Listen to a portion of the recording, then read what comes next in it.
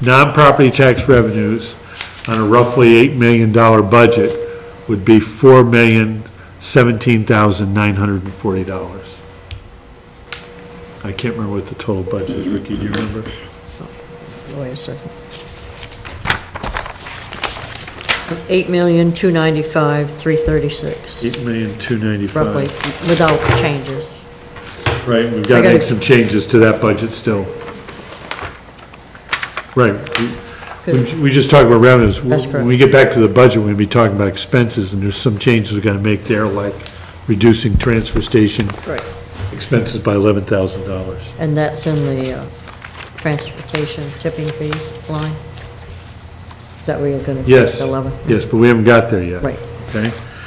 So I'm ahead of you. that's acceptable. I think we're done with revenues for now. Could I bring something up? Surely, please. And it does impact revenues. Okay. Property tax revenues. I am still very interested in looking at the provision that the state allows for towns for individuals who are over 70, have lived in their home for 10 years or more, and have an income of 300% of the federal poverty guideline or Does not less. exceed 300, does not exceed 300%. Right. And the only town, I think, that we know of that has done this was Wells. And Wells, I actually have been in email communication with the Wells town manager. And I asked, why is it that nobody in 2 years has done this? And he said, well, it was very restrictive.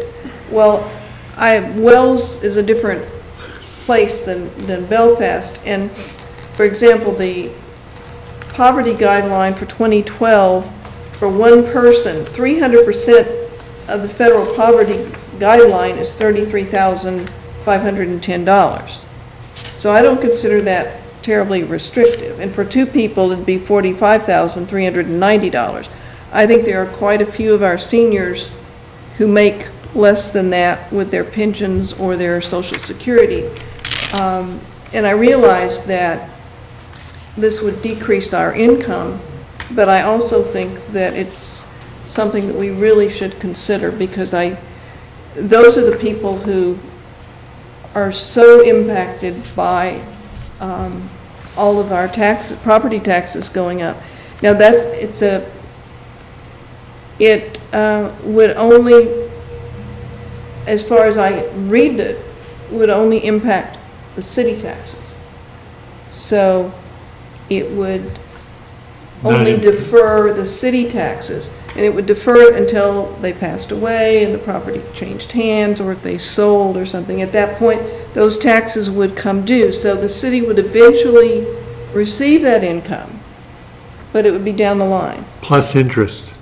Plus interest. So the way the legislation is written is that if a person who's over 70 and qualifies within these 300% of poverty guidelines, It's their principal residence. and it's their principal residence, Right. thank you very much. Yeah. And as Nancy just said, for an individual, if they have $33,000, $570 in income, a couple, $45,390, what happens is they sign an agreement with the city, and that non-payment of interest or that tax becomes like a lien on their property. And as it gets older, as time passes,